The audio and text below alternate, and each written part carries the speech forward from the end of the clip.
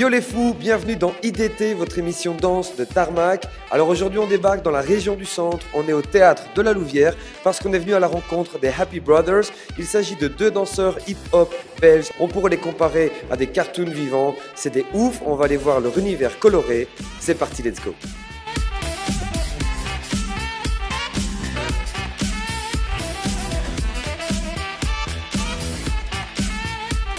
Oui, bonjour David.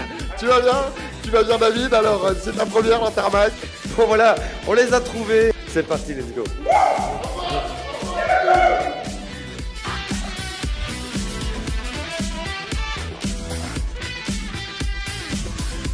Positive. Absurde. Moi, James Thierry et Buster Keaton. Ouais, Charlie Chaplin, évidemment. Alain Chabat. Gottlieb. Ouais, beaucoup chez les dessinateurs, dans le dessin animé aussi. Sangoku, c'est un artiste.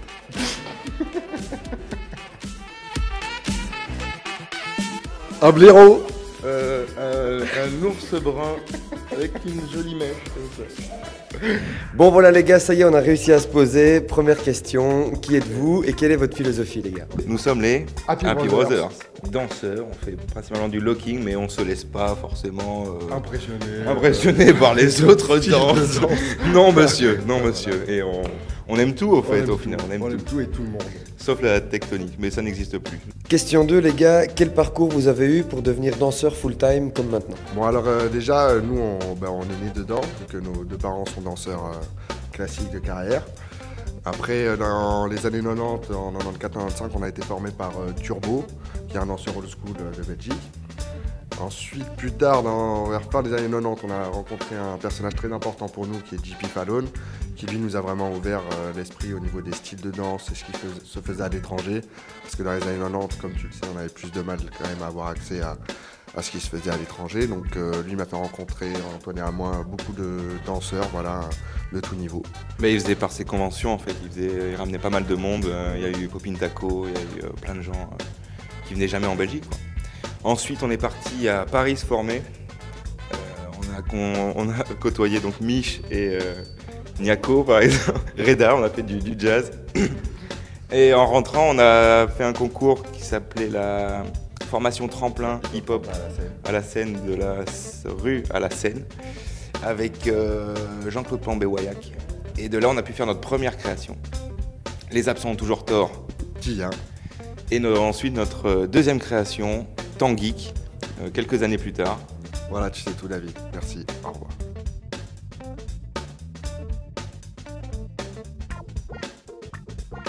Du coup c'est quoi l'actu pour vous les gars? Je sais que vous dansez aussi en solo. Qu'est-ce qui se passe pour les Happy Brothers pour l'instant? Je suis dans un autre spectacle de danse contemporaine jeune public et qui tourne à l'international. Donc je suis allé à São Paulo il y a 2 mois. Donc on continue la tournée. Et puis j'ai un spectacle de rue, plus avec de la voltige, un spectacle circassien. Et donc là on fait tournée d'été, aussi pareil. En France, en Bulgarie. Pas mal hein, la Bulgarie. Ouais, quant à moi, donc j'ai le projet Tangeek avec Antoine, notre création qui est autour du dessin animé et du cinéma muet qu'on essaie de faire tourner le plus possible. Je bosse pour la compagnie Abyss avec Julien Carlier, qui sont actuellement en cours, hein, il y a déjà vu. Et je suis aussi sur une autre création sur Paris avec Tichouan Minatakan. C'est un spectacle de rue où on parle un peu d'amour et ça fait pas de mal de temps en temps. On parle de rire et d'amour chez les Happy Brothers, tu vois, comme quoi c'est pas mal. Le spectacle qui tourne à l'international, c'est Alex in the Wasteland de Maria Clara Villalobos. Et le spectacle de rue, c'est Possédé. Voilà. Donc on tourne pas mal avec 3 spectacles chacun, c'est plutôt cool. Et ça remplit l'agenda. Aussi l'aspect compétitif après du métier, donc c'est-à-dire qu'on fait quelques concours, parfois les concours télé comme Belgium Got Talent ou Incroyable Talent en France. Bon, on essaie de montrer un peu notre tête de Belge un peu partout à l'étranger aussi, quoi. On avait fait finale en Suisse il y a longtemps, en 2014. Cette année, on va essayer de mieux se préparer vu qu'il y en a en Belgique, donc on va pas le louper, il faut représenter le locking. Je rencontre différents danseurs et donc il y en a qui sont plutôt battle, il y en a qui sont plutôt créa, il y en a qui sont plutôt compétition. Donc vous définissez comment? On est des artistes plutôt en mode créa. Et donc on connaît aussi la méthode pour aller chercher des partenaires pour créer un spectacle, des lieux qui soutiennent. Ça c'est notre premier créneau. Ensuite on fait des battles aussi pour progresser parce qu'il faut toujours se renouveler. C'est cyclique. on s'enferme jamais dans quelque chose. Là, on est dans une phase où on est concentré sur les créations.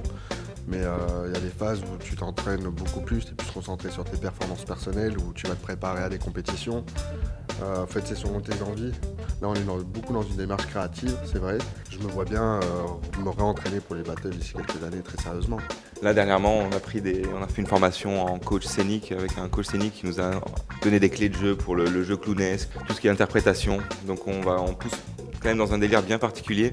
Et on mêle ça avec notre bagage, notre passé hip-hop.